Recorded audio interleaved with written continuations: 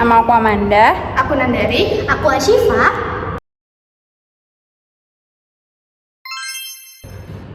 Tahukah kamu, di Indonesia kasus kekurangan gizi masih menjadi tantangan besar. Data menunjukkan bahwa stunting dan anemia masih dialami oleh anak-anak, remaja putri, dan ibu hamil. Kondisi ini bukan hanya berdampak pada kesehatan, tetapi juga pertumbuhan otak, kualitas hidup, dan masa depan bangsa. Padahal tepat di sekitar kita ada sebuah tanaman yang dianggap biasa, tetapi dijuluki sebagai miracle tree atau pohon ajaib. Inilah daun kelor yang kaya vitamin, mineral, protein, dan zat besi antioksidan. Namun, kini pemanfaatannya masih sangat terbatas. Pada video kali ini, kita akan melihat bagaimana daun kelor dapat diubah menjadi bentuk yang lebih praktis dan bermanfaat, yaitu tepung daun kelor. Dan bagaimana inovasi sederhana ini bisa mendukung ketahanan pangan nasional. Indonesia terus berjuang menghadapi masalah gizi, terutama pada ibu hamil, remaja putri, dan balita. Dan faktanya dampaknya itu tidak main-main. Anemia pada ibu hamil dapat meningkatkan risiko bayi lahir kecil, prematur, dan komplikasi berbahaya. Sementara remaja putri yang kurang zat besi, mudah lelah, sulit fokus belajar, bahkan mengalami gangguan perkembangan. Di sisi lain, stunting masih mengganggu kita, kurangnya protein, vitamin, dan mineral, khususnya pada 1000 hari pertama, kehidupan menjadi penyebab utama hambatan pertumbuhan anak. Ini bukan hanya masalah kesehatan, tetapi masa depan bangsa. Di tengah semua tantangan ini, ada satu pangan lokal yang sebenarnya luar biasa, namun sering terabaikan, yaitu daun kelor. Hasil penelitian menunjukkan kelor mengandung zat besi, protein, vitamin A dan C, kalsium, hingga antioksidan dalam jumlah tinggi. Bahkan konsumsi olahan kelor terbukti membantu menaikkan hemoglobin dan memperbaiki status gizi ibu hamil, remaja putri, dan balita. Sayangnya, potensi besar ini belum dimanfaatkan sepenuhnya di banyak daerah. Kelor hanya dijadikan sayur biasa, belum diubah menjadi produk yang lebih tahan lama, praktis, dan mudah digunakan. Karena itu, pengembangan tepung daun kelor menjadi kunci. Inovasi ini bukan sekedar ide, tetapi kebutuhan. Membuat tepung daun kelor ternyata sangat sederhana. Daun kelor yang masih segar dicuci, dikeringkan, lalu digiling hingga menjadi bubuk halus. Tepung ini kemudian bisa dicampurkan ke berbagai jenis makanan. Tepung kelor sendiri memiliki kekuatan gizi yang luar biasa, protein hingga 23%, kalsium lebih dari 16.000 ppm, dan zat besi yang jauh melampaui sayuran umumnya. Yang lebih menarik, proses pengeringan sinar matahari tetap menjaga kandungan nutrisinya. Inovasi pangan berbasis kelor pun mulai berkembang. Ada sosis ikan kembung dengan 10% tepung kelor yang terbukti menjadi sumber protein dan zat besi. Ada cookies kelor, seperti yang diteliti dalam penelitian cookies daun kelor sebagai inovasi makanan pendukung percepatan penurunan stunting pada penelitian Hermawan.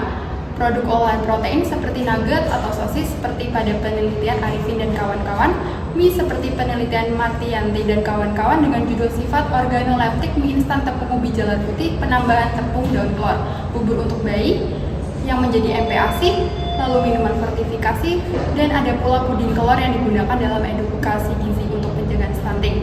Menariknya, beberapa penelitian menemukan bahwa komposisi terbaik bukan yang terlalu tinggi, melainkan yang seimbang.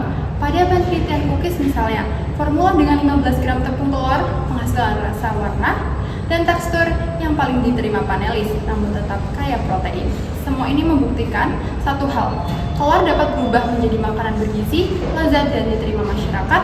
Dengan memanfaatkannya sebagai tepung, kita tidak hanya memperkaya gizi keluarga, tetapi juga memperkuat ketahanan pangan nasional. Mari kita lihat bagaimana tepung daun kelor berkontribusi dalam 4 pilar ketahanan pangan nasional.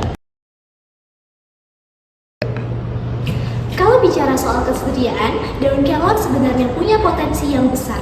Tanaman ini tumbuh subur di banyak daerah di Indonesia, bahkan di tanah yang kering dan kurang subur sekalipun. Kita nggak perlu syarat khusus untuk menanamnya. Menariknya lagi, kelor bukan tanaman musiman.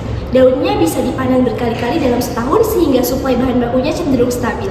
Jadi dari sisi ketersediaan bahan baku untuk membuat tepung daun kelor itu melimpah, dekat dengan masyarakat dan tidak tergantung musim.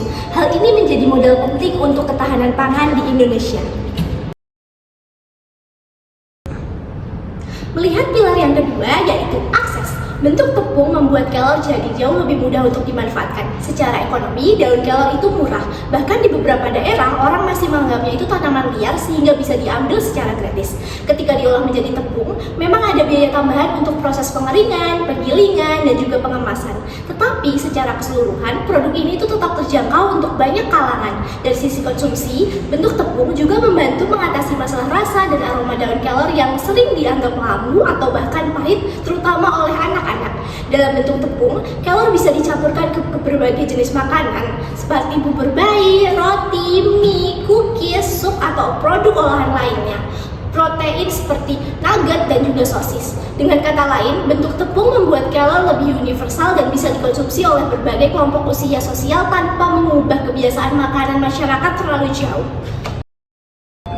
Pada pilar pemanfaatan, tepung daun kelor memberikan banyak keunggulan. Daun kelor segar memang kaya nutrisi tapi mudah layu, cepat rusak dan umur simpannya sangat pendek. Ketika diolah menjadi tepung, kandungan gizinya itu bisa tetap terjaga dan umur simpannya itu menjadi jauh lebih panjang. Bahkan bisa mencapai berbulan-bulan. Karena bentuknya fleksibel dan mudah dicampurkan ke berbagai makanan, tepung kelor dianggap efektif digunakan untuk fortifikasi, terutama untuk mencegah anemia, memperbaiki asupan protein, membantu orang yang kekurangan mikronutrien, dan juga membantu program penurunan angka stunting. Selain itu, proses pengolahan menjadikan tepung juga membantu mengurangi potensi limbah pangan karena daun segar yang tidak segera diolah bisa dimanfaatkan sebelum rusak menjadi tepung. Jadi, pilar ini, tepung kelor bukan hanya mengawetkan gizi, tetapi juga memperbesar peluang masyarakat untuk benar-benar mengonsumsinya. Pilar terakhirnya adalah stabilitas, dan lagi-lagi kelor menunjukkan nilai yang positif. Tanaman ini tahan terhadap perubahan cuaca ekstrim, termasuk kekeringan, sehingga pasokan bahan bakunya tidak mudah terganggu.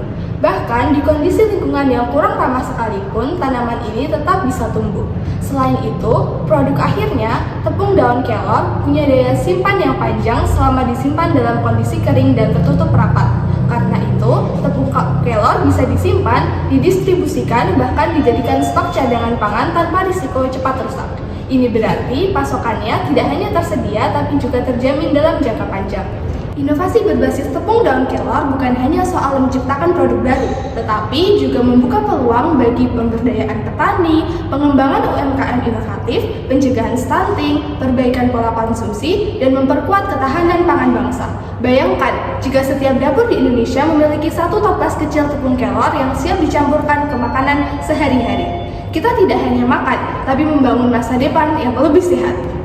Dari kelor, kita belajar bahwa solusi besar tidak selalu berasal dari sesuatu yang mahal, rumit, atau jauh, tetapi bisa berasal dari sesuatu yang tumbuh di halaman rumah kita sendiri.